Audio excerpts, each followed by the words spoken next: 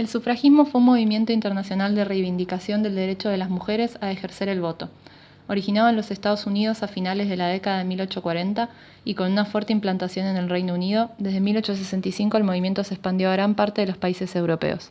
Este movimiento entendía el derecho al voto como el primer paso para lograr otras reivindicaciones, como por ejemplo mejores condiciones laborales para la mujer y acceso a la educación. Hubo dos corrientes o subgrupos dentro del movimiento sufragista que tenía que ver con sus métodos de lucha y no con sus objetivos. Se distinguía entre las llamadas sufragistas, quienes eran de tendencia moderada. Organizaban mítines y campañas dentro de la más estricta legalidad. Prudentes preferían avanzar poco a poco y trataban más de convencer que de imponer.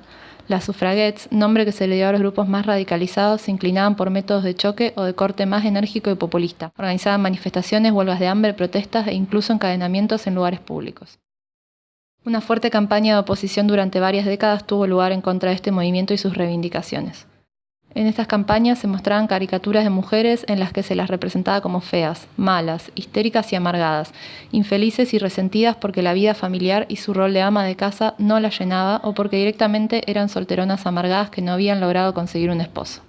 Se buscaba representar el quiebre que produciría que las mujeres puedan votar, dejándolas ingresar al espacio de lo público, territorio privilegiado de lo masculino, y abandonando el espacio de lo privado, del hogar, de la maternidad, espacio específicamente femenino.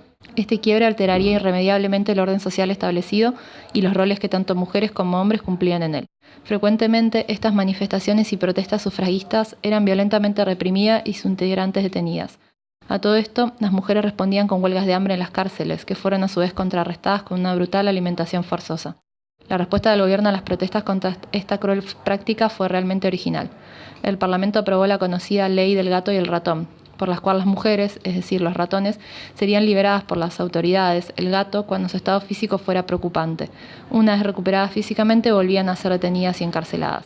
En el caso argentino, las primeras mujeres en ocuparse por la lucha de sus derechos cívicos y las primeras en organizarse para ello fueron las militantes del Partido Socialista y las anarquistas de comienzos del siglo XX. La lucha se centraba en conseguir la igualdad de derechos y oportunidades a la par de los hombres.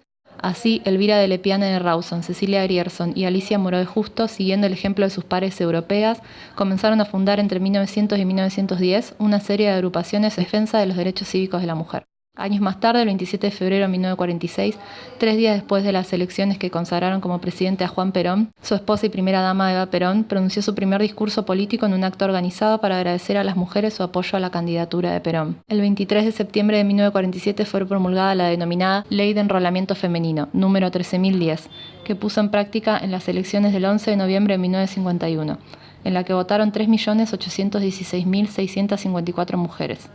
El 63,9% lo hizo por el Partido Justicialista, el 30,8% por la Unión Cívica Radical. Más adelante, en 1952, las primeras 23 diputadas y senadoras ocuparon sus bancas, representando al Partido Justicialista. En la actualidad, la representación política de las mujeres y sus derechos sigue siendo un tema relevante en la agenda social, ya no solo de grupos feministas. En las elecciones de esta semana en Estados Unidos, en las que por primera vez una mujer disputó la presidencia, cientos de personas se acercaron a la tumba de la conocida sufragette norteamericana Susan B. Anthony, para dejarle ofrendas y flores junto con cientos de stickers con la leyenda I voted, yo voté.